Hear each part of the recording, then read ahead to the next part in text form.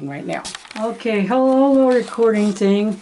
I'll cut off anything you don't want. Okay, well you just cut off what doesn't make sense. How's that? Oh!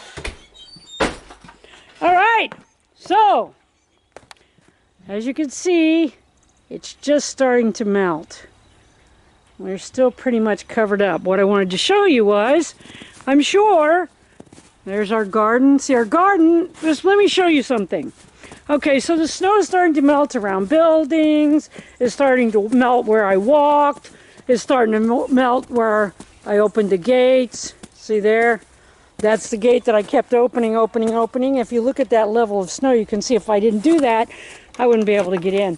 Now, if you look at the garden still has damn near 4 inches of snow on it, at least. Okay, that's because all that mulch and stuff you put in the garden, it kind of insulates it. So it doesn't let the heat come up from the fertilizer. Okay, but this is what I wanted to show you. Okay, so this is my cold frame. You remember Mr. Cold Frame. And as you can see, if I'm putting the camera in the right place, because Lynn won't step on the snow. Okay, so as you can see, everything did just fine. We had at least 8 days. I think it's closer to 10 actually here at where we live. But we had at least 8 days where it never got above freezing. We dealt with single-digit temperatures for 5 of those days, and sub-zero temperatures. It got down to 9 below zero. We dealt with that for about 3 days. So you can see even the lettuce was alive in this little cheap-ass cold frame that I made with a storm door and 4 2x12s. Okay, but part of the reason why is because I kept the motherfucker closed. Can you see those great big sheets of snow and ice? Okay, I kept it closed, of course. But the other thing I didn't do, which people want to run out and do, is I didn't scrape the snow off of it.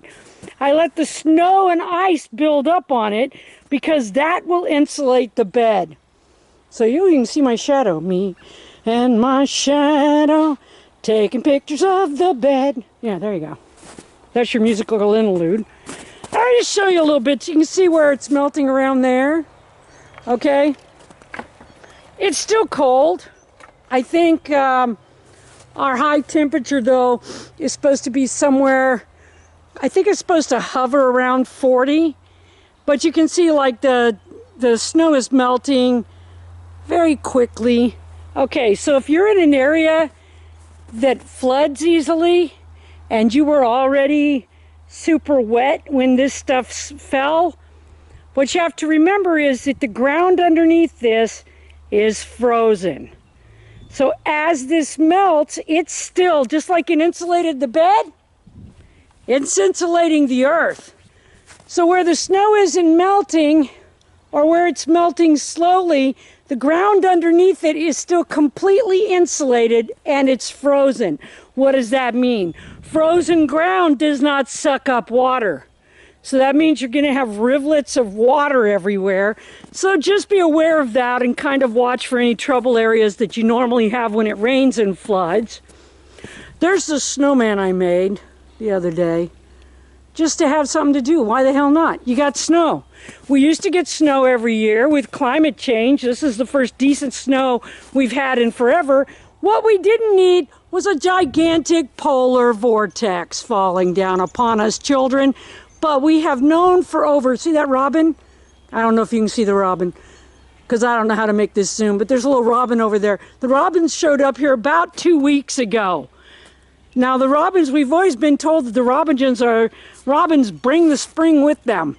Well, apparently they're as screwed up by climate change as the rest of us.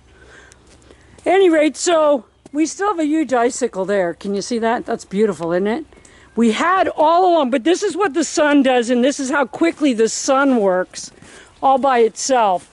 This entire side of the house was covered in anywhere from 3 to, believe it or not, the longest one was almost 5-foot long icicles.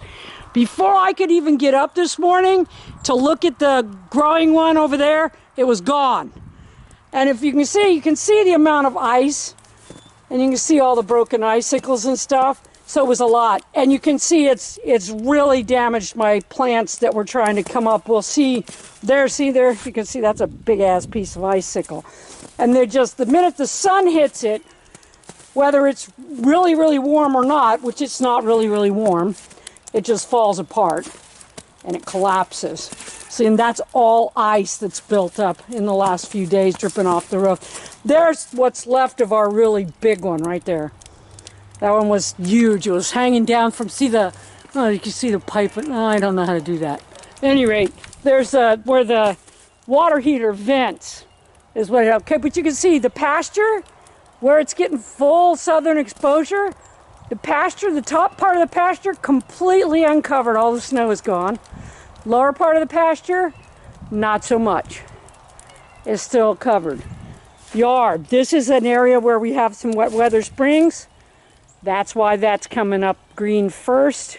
And then the rest of it's still covered. So, I really have no other wisdom to impart today. I just wanted to mostly show you that the coal frame, that little cheap ass coal frame, made it just fine through the worst weather we have had here ever, really. So in recorded history, this was the worst winter event we've ever had here. And all the stuff in my coal frame, still alive. So you can do this too. Be prepared. Don't be paranoid. Be prepared. Until next time, thank you for watching.